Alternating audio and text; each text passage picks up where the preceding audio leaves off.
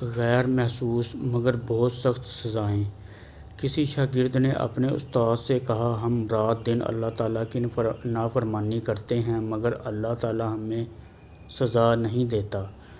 استاد محترم نے جواب دیا، ایسی بات نہیں، بلکہ اللہ تعالیٰ ہمیں کتنی سزائیں دیتا ہے مگر ہمیں اس کا احساس نہیں ہوتا۔ اللہ تعالیٰ کی سزائیں کیا ہوتی ہیں، سنو۔ مناجات الہی کی لذت سے محرومی۔ کیا رب سے مناجات کی لذت تم سے چھین لی گئی؟ قذافت قلبی، اس سے بڑی سزا کیا ہو سکتی ہے کہ انسان کا دل سخت ہو جائے، نیکیوں کی توفیق نہ ملنا۔ ایک بڑی سزا یہ بھی ہے کہ تمہیں نیکیوں کی توفیق بہت کم ملے۔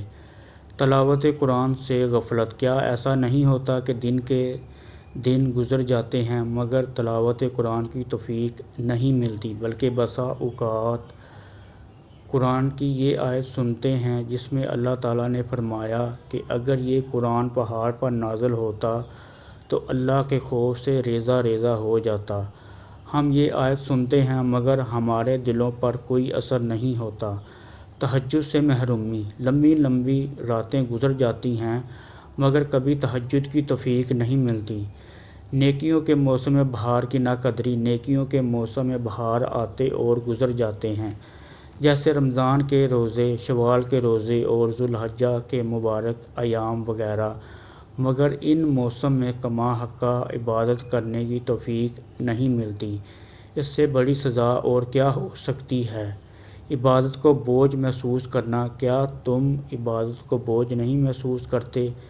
ذکر الہی سے لاپرواہی۔ کیا اللہ کے ذکر سے تمہاری زبان خاموش نہیں رہتی؟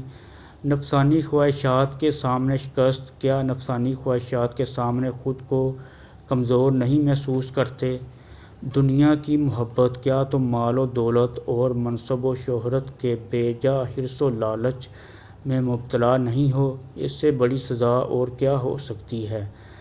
کبیرہ گناہوں کو معمولی سمجھنا۔ کیا ایسا نہیں کہ تم بڑے بڑے گناہوں کو معمولی اور حقیر سمجھتے ہو، جیسے جھوٹ، غیبت، چغلی، فضول کاموں میں مشغولیت؟ کیا بیشتر اوقات تم فضول اور لا یعنی چیزوں میں مشغول نہیں رہتے؟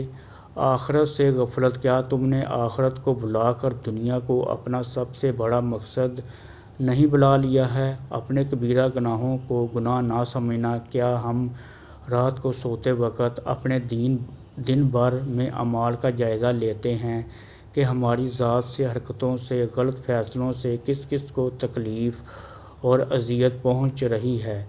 یہ ساری محرومیاں اور بے توفیقی بھی اللہ کی طرف سے عذاب اور سزائیں ہیں، مگر تمہیں اس کا احساس نہیں ہوتا۔